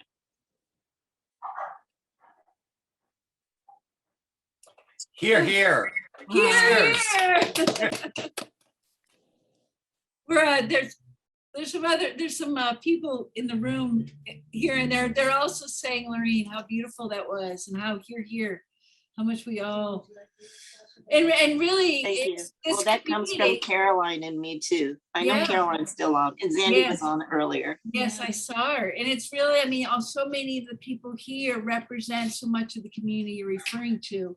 It's really beautiful. Judy, can you do the technical thing for me? It's really, I mean, I look at each one of you and there's just so much love I have and so much excitement. And in fact, and I look at someone like Megan Kelly, who's known Tucker since she was 4 years old, and that he was like a second dad to her, and all of you. The same thing with Maddie Grover. I mean, just he played such important different roles. It's incredible to see you all. And now Sarah Mofford, who's just my niece, our niece, who just had a baby, and it's just amazing because the baby's tiny and beautiful and has this spirit. And I just feel Tucker and then pictures of that baby. It's incredible. Woo! Damn. Damn. And thank you. Thank you all. Is there anyone else who'd like to speak that I didn't see? Tucker, Juno, and the share.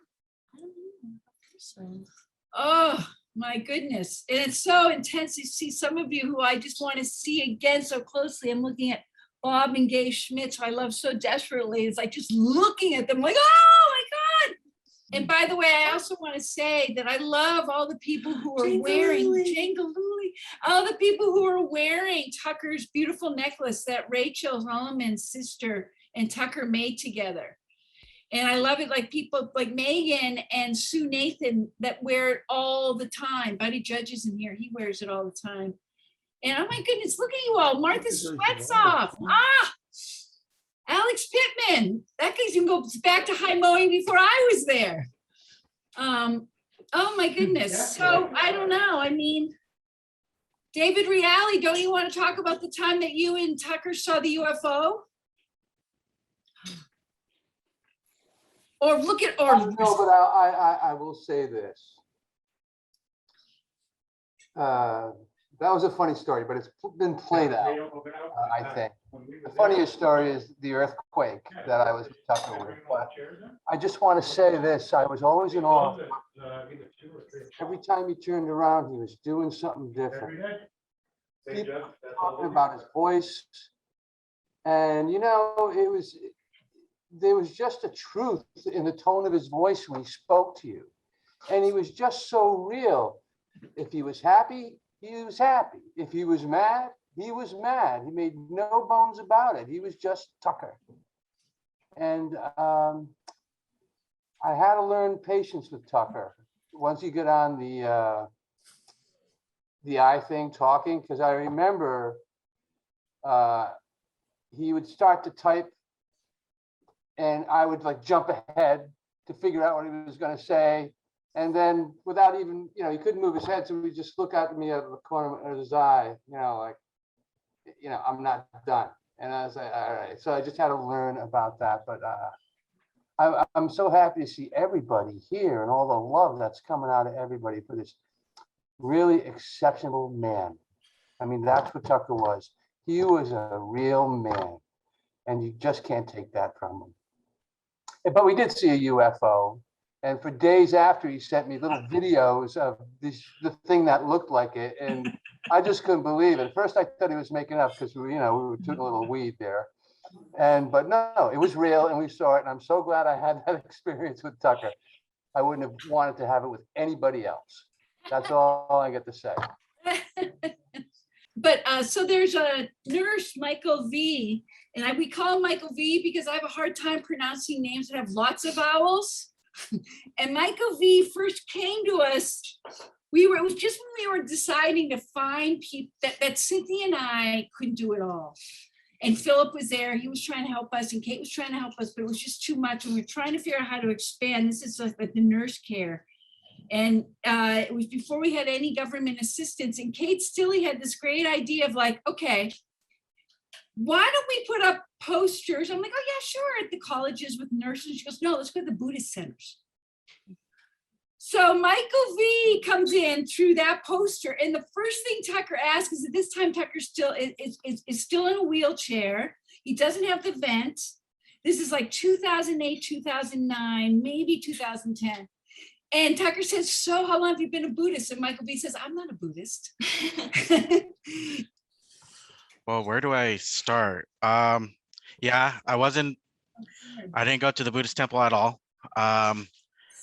What happened at that time was I could not get a job to save my life.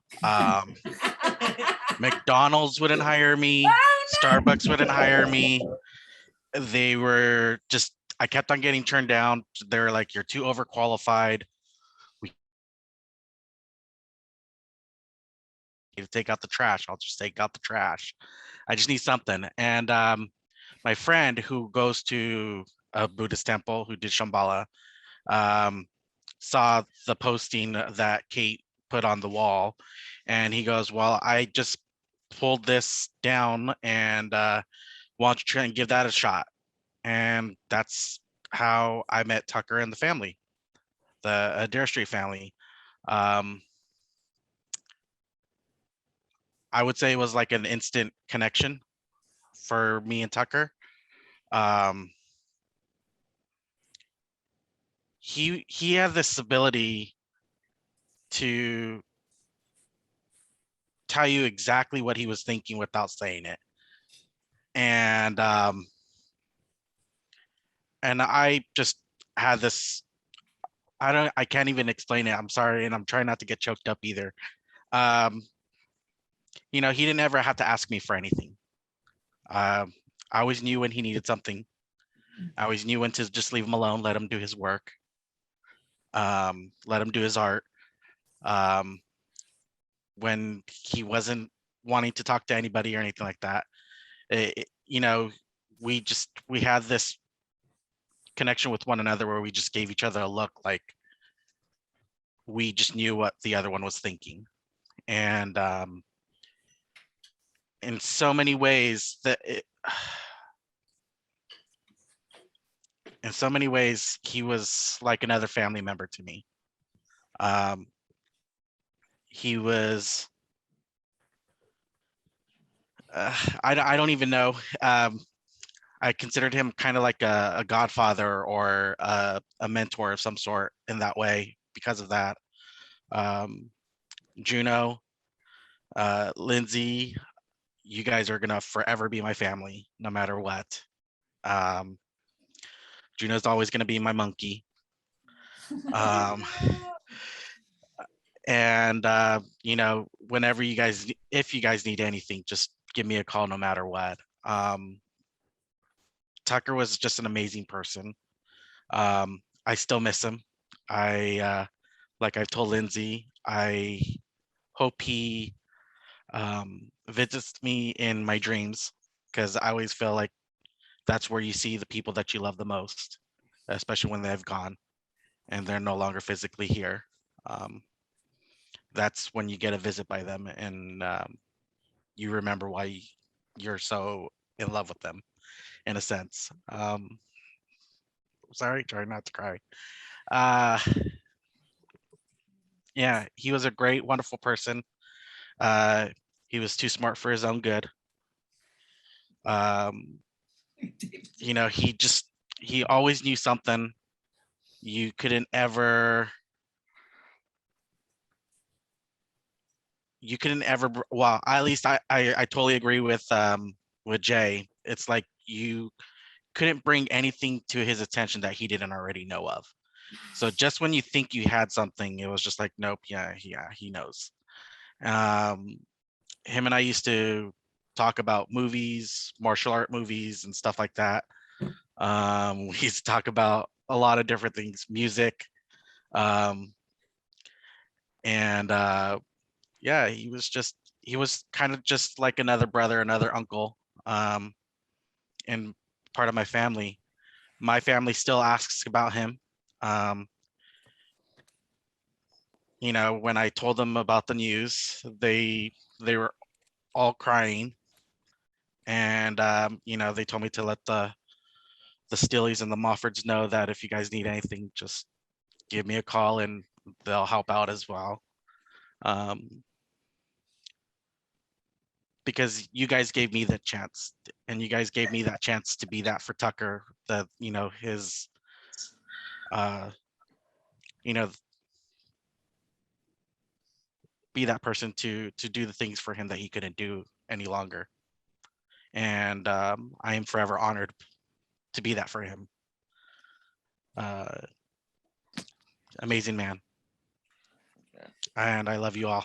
I love you, Michael. so much. I love you so much.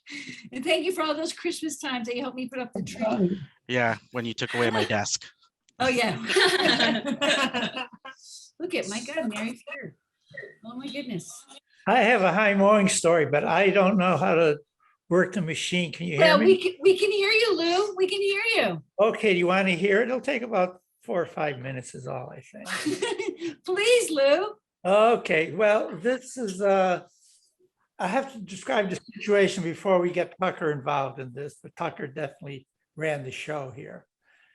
We had, this is in the boys' dormitory. It's the middle of winter in February, a lot of snow out. It was a Sunday afternoon, people are bored. The boys in the dorm are bored, and we used to call it cabin fever. I don't know if you remember that, Lindsay, the phrase that would happen every winter at high mowing.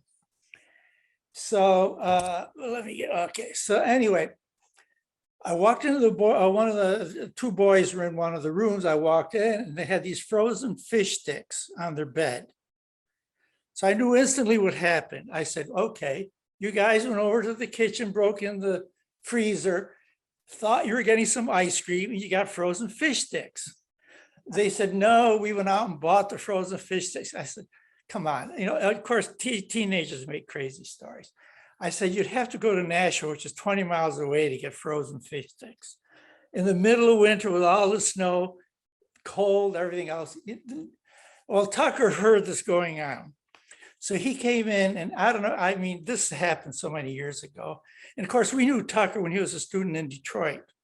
His art teacher introduced us to Tucker. And when we were going to high mowing, she says, oh, that's where Tucker's going next year. So anyway, what he asked me was if I would step aside as a faculty member and he would handle the disciplinary situation. Well, this didn't appeal to me at first, obviously. I said, well, you know, but I knew Tucker well. I said, well, what are you going to do? He says, I'm going to set up a court system. Tucker would be the judge. I would be the prosecutor, and these boys would defend themselves. So, okay, they needed some excitement. I can't even remember whether there was a jury. I remember there was a whole bunch of boys in the living room of the boys' dorm. I presented my case exactly as I told it to you. They claimed that they went out and bought the fish sticks. So anyway, Tucker decided that they were guilty. The boys were guilty, and he dished out the punishment for them. So, I mean, that's how he sort of took an ordinary situation and made the day for everybody. We all had a good time. We were all good friends after that. The two boys didn't mind getting disciplined. That's how it worked out.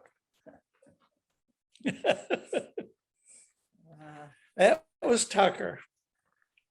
Yeah, he was 4 years at high mowing. And I don't know how many years he was at the, we knew his dad, Hugh, and we met him in Detroit.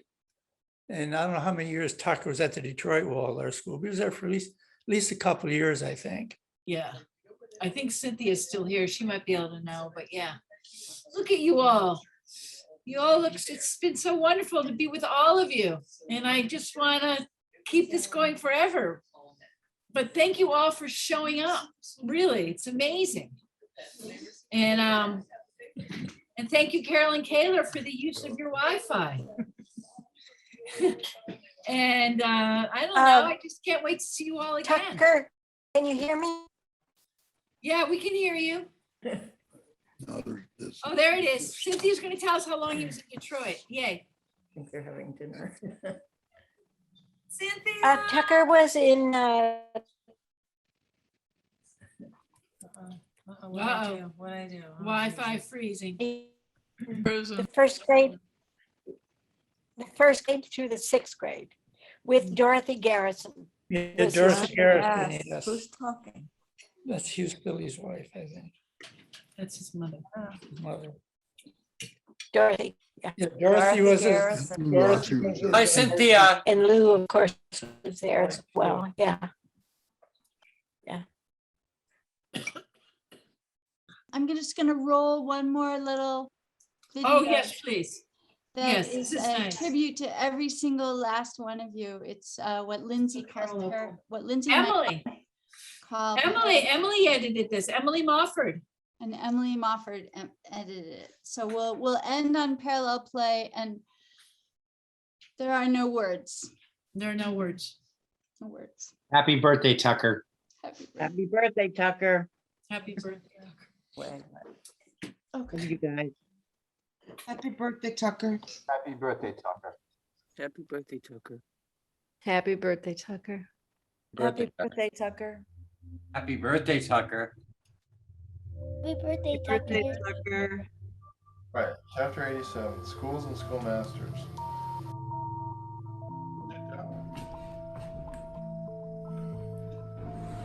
This is this parallel lighting. Goes on forever. They're all the pictures we've taken. visit him, lying with him.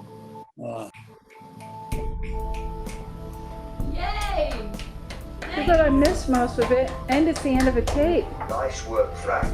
That wasn't easy. Great work. Yeah.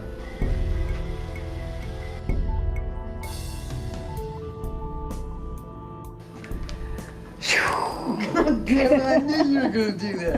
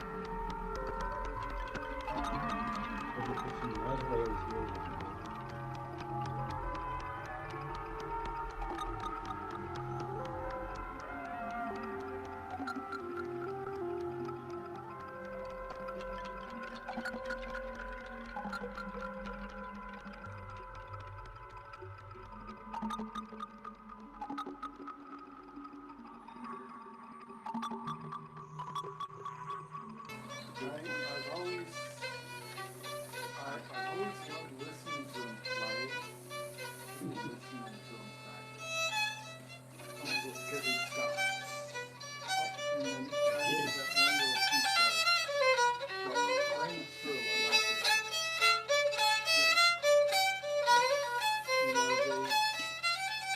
occasionally at our house. He knows hundreds of songs. He does.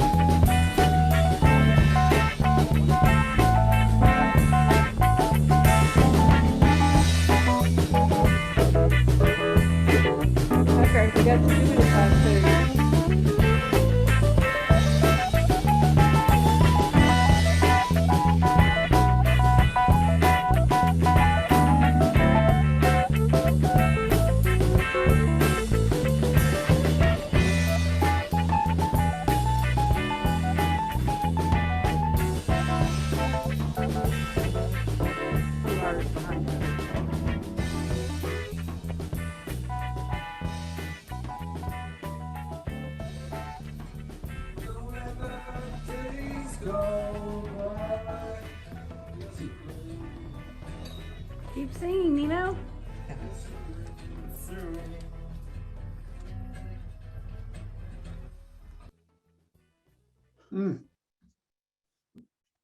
Okay. Thank you, everybody. Thank you, everybody. Amazing fucking ride, every last one of you. Love, love. Mwah. Mwah.